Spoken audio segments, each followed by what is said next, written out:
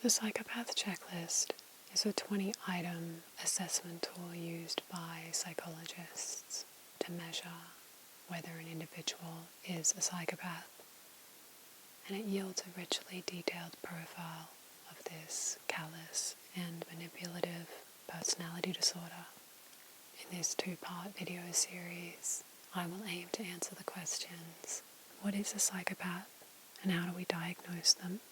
Are they all murderous criminals like we see so often depicted in movies and fiction? And is there such thing as a good psychopath? Do they add anything to society? And in part 2, I'm going to take the test, just for fun, and share my answers as we go along, while we look a little deeper into each of the psychopathic traits measured in the psychopath checklist.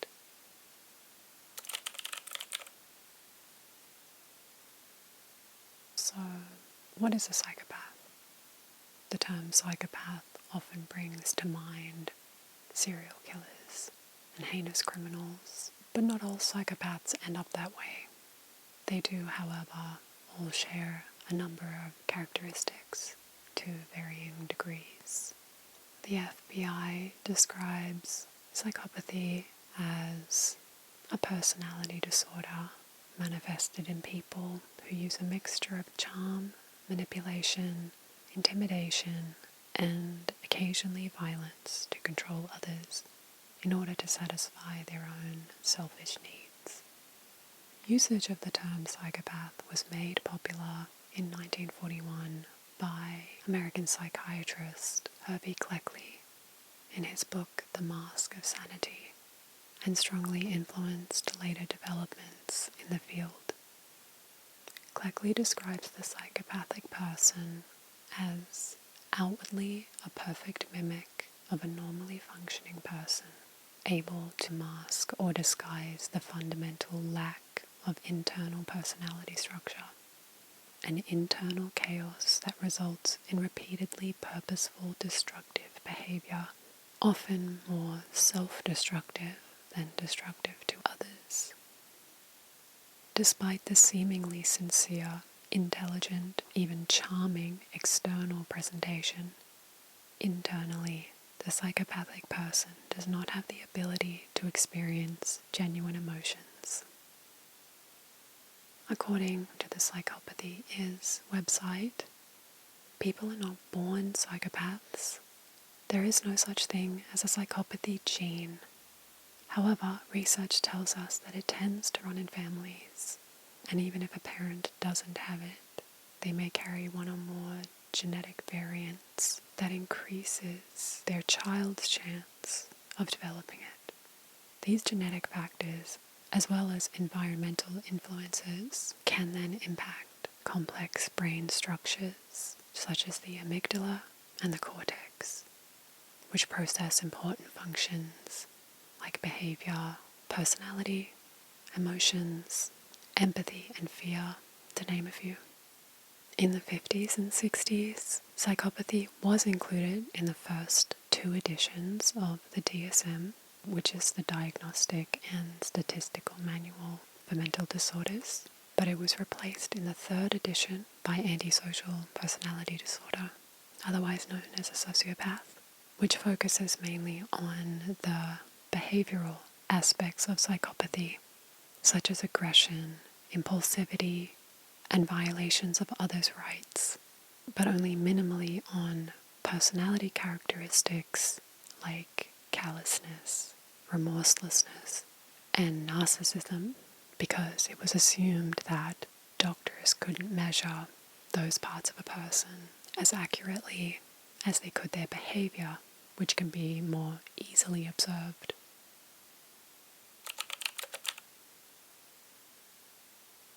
Since it's not in the DSM anymore, doctors don't technically diagnose people as psychopaths, but experts still use the term psychopath.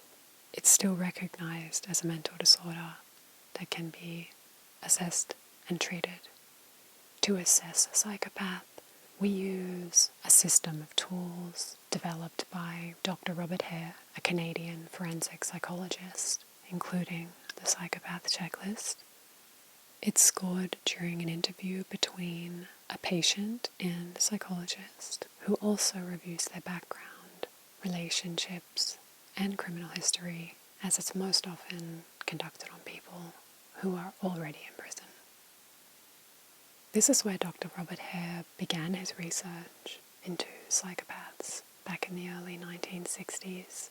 As a rookie prison psychologist, fresh out of college, inmates would regularly take advantage of him and push his boundaries. His interaction with a particular type of inmate, the psychopath, was ultimately one of the catalysts leading Hare to the study of psychopathy. He recounted the time he was almost killed by a psychopathic inmate just after he quit his job as the prison psychologist. He was driving along the highway when he noticed the brakes gradually become spongy before finally failing altogether. He was barely able to keep the car under control before he made it to a service station. Only after the car was inspected did he learn that the brake line had been cut so a slow leak would occur. Earlier, Hare's car had been repaired in the prison auto shop where a psychopathic patient, whom he calls Ray, was putting in time. Hare had previously refused to get Ray a job as a roofing contractor with his father's firm, which would have helped the inmate at an upcoming parole hearing. To this day, Hare is convinced that the man retaliated by sabotaging his car. Ray was a tall, slim fellow with burning eyes. "I'll never forget those eyes," he said. He recalled how Ray's easygoing charm masked his particularly brutal nature. Since then, Hare went on an odyssey to try to determine why people like Ray can have such callous disregard for the people they come into contact with. In 1980, Hare published the first 22-item psychopathy research scale, and by 1985, he had refined it down to 20 items named the Psychopathy Checklist Revised, or PCLR, with a total possible score of 40. A score of 30 or greater corresponds to a diagnosis of psychopathy. And to put scores into context, an individual with no criminal background will generally score at around 5, and many non-psychopathic criminals score around the 22 range. Apparently, serial killer Ted Bundy scores 39. Overall, 2 key elements of a psychopath are assessed: selfish and unfeeling victimization of other people, and an unstable and antisocial lifestyle. A psychopath is characterized by the following symptoms, which are confirmed by the checklist: lack of conscience or sense of guilt, lack of empathy, egocentricity, pathological lying, disregard for the law and social convention, shallow emotion, and a history of victimizing others.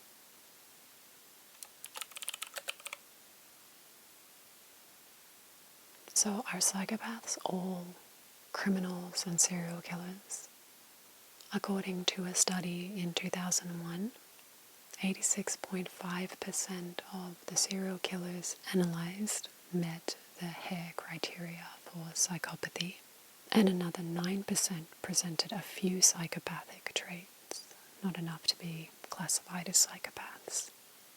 So it's understandable why psychopaths are so synonymous with serial killers, and the most notable and famous psychopaths are usually mass murderers of some kind: Hitler, Ted Bundy, Charles Manson, Ed Gein. However, there are quite a few notorious serial killers who score high, but not high enough on the PCLR to be considered actual psychopaths, like Jeffrey Dahmer. And while it seems most serial killers are psychopaths, or close to it, not all psychopaths are killers, thankfully. Just looking at the statistics, it's estimated in the United States 1.2% of adult males and an average of 0.5% of adult females are psychopathic, but we know that there are not nearly that many serial killers in the population. According to this article, Serial Killer Statistics, since the 1900s there have been around 3,600 serial killers in the US as of 2020, and going by adult populations as of 2021, there could be at least a couple million psychopaths in the US today. They can go on to be successful, or at least fly under the radar, and so it can be difficult to assess them via the PCLR. So what's the difference between a plain old psychopath and a serial killer? According to the 2001 study I mentioned just before, while the vast majority of serial killers were psychopaths, they can also have schizoid and/or sadistic personality disorder, which basically means they are disinterested in social relationships or derive pleasure from hurting other people, which is not a typical trait of a psychopath. In this article, What Makes a Serial Killer?, J. Oliver Conroy has an interesting take.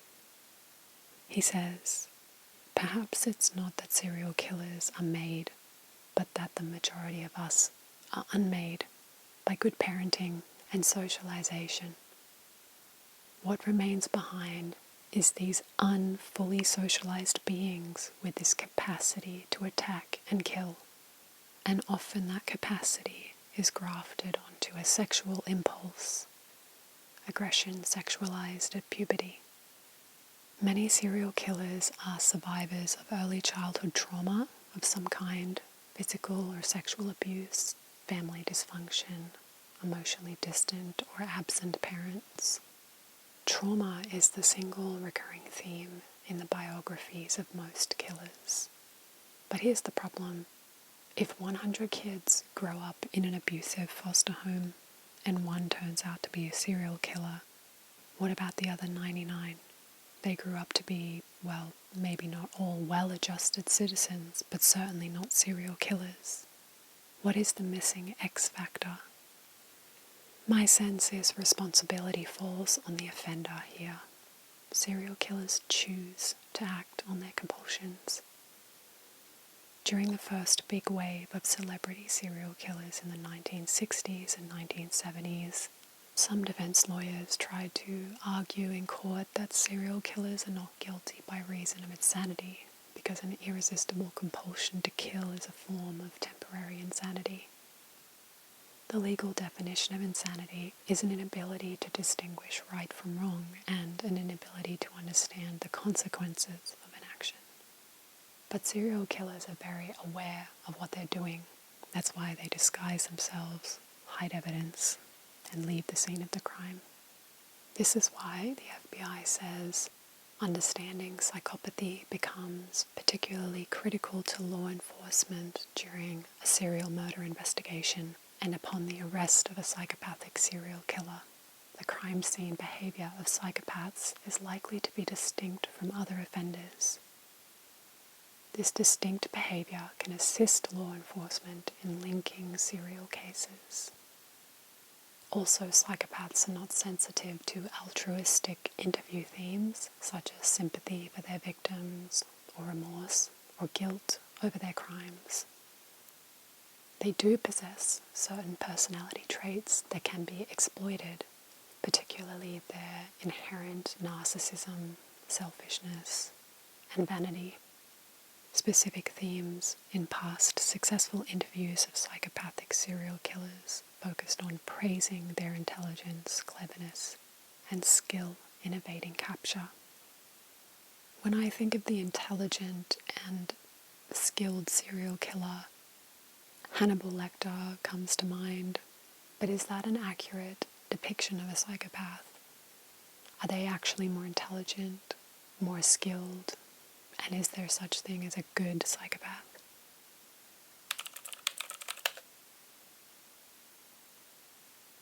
Well, it would seem that no, they're not more intelligent. A review of studies found that the correlation between psychopathy and intelligence is nearly zero, suggesting that most people with psychopathic traits are neither highly intelligent nor particularly dull. In terms of the concept of good psychopaths, it's crucial to distinguish between psychopathic traits and prosocial behavior. While psychopathic traits are generally associated with negative outcomes and behaviors, there are individuals who possess some psychopathic traits but direct them toward positive endeavors. We call them successful psychopaths, which could be described as a syndrome rather than pathological psychopathy. They add something to society. These individuals may exhibit qualities such as confidence, fearlessness, and an ability to remain calm under pressure, which can be advantageous in certain fields or situations. An example of this is Chuck Yeager, a successful test pilot in the Air Force and a war veteran in World War II. He shot down 13 German fighter jets in a single day, despite a long-standing scientific claim that any plane flying faster than the speed of sound would be torn to pieces by shock waves. Yeager set out to break the sound barrier in 1947 and became the first in the world to do it. Thanks to Tom Wolfe's 1979 book, The Right Stuff, Yeager came to exemplify the heroic aviator who is made of the right stuff, embodying the physical and psychological characteristics needed to take on the enormous task required of pilots and astronauts involved in US post-war aviation experiments. Despite never engaging in callous, manipulative, or deceptive behaviors, Yeager has been described as embodying core psychopathic traits much like Ted Bundy, Clyde Barrow of Bonnie and Clyde, and Bernie Madoff. If Yeager had had different childhood experiences or opportunities, he might have committed crimes rather than breaking the sound barrier in an experimental jet. It's possible that fearless heroes like Yeager are successful psychopaths. These socialized psychopaths usually have no criminal record and may even hold noteworthy jobs thanks to the usefulness of their psychopathic traits. Other examples would be the unsympathetic CEO or the charming, egocentric media personality. Kevin Dutton, one of the two writers of the book The Good Psychopath's Guide to Success, says characteristics like charisma, charm, coolness under pressure, fearlessness, focus, impulsivity, lack of conscience, mental toughness, reduced empathy, and ruthlessness are not inherently bad. Psychopaths who regulate and harmonize their feelings can be more productive in business, in politics, and in life, and we can learn from them. He does emphasize that a pure psychopath is going to ruin his or her life and also the lives of those they come into contact with. But these certain psychopathic characteristics can, when dialed up at certain levels, in certain combinations and in certain contexts, predispose one to success. This might explain why it has been estimated in various studies that up to 21% of CEOs could be psychopaths, although Dr. Robert Hare found a much smaller percentage of just 3.5%. My understanding of all this is that a psychopath is much more likely to become someone who causes harm than good. According to the statistics, they're more likely to end up in prison than a successful CEO. But it's not to say that they will cause more harm than good, because you would have to measure the total impact of their actions. Does a psychopath commit one criminal act or 20 before they're stopped and sent to prison, compared to, say, a drug company that distributes a really, really beneficial drug to society with no side effects and the CEO is a psychopath. The scope of their positive impact on society could be greater than the one who is sitting in prison and was caught before they committed too much destruction. I don't think there's any realistic way to measure something like that. I'm just trying to see the possibilities of all sides. On the other hand, the other psychopathic traits like lack of personal accountability, impulsiveness, pathological lying would not make for a good CEO, and might explain why some companies crash and burn in the most amazing and scandalous ways. Anyway, it seems that the majority of psychopaths are not in prison, and certainly not serial killers. But in terms of public figures, we don't have as many, if any, notable good psychopaths as bad ones. That could just be because the bad ones are much more interesting to the media and the general public because of the depths of how bad they are. But as it stands, it seems their actions are more likely to be negative towards society, unfortunately. Whether it's criminal or not, the characteristics of a psychopath just don't seem to be that of a good person. So that's it for part 1. In the next video, I will go deeper into the psychopath checklist and the 20 items that measure these characteristics. And I'm going to take the test as we go, just for fun, but we'll see if I am potentially a psychopath.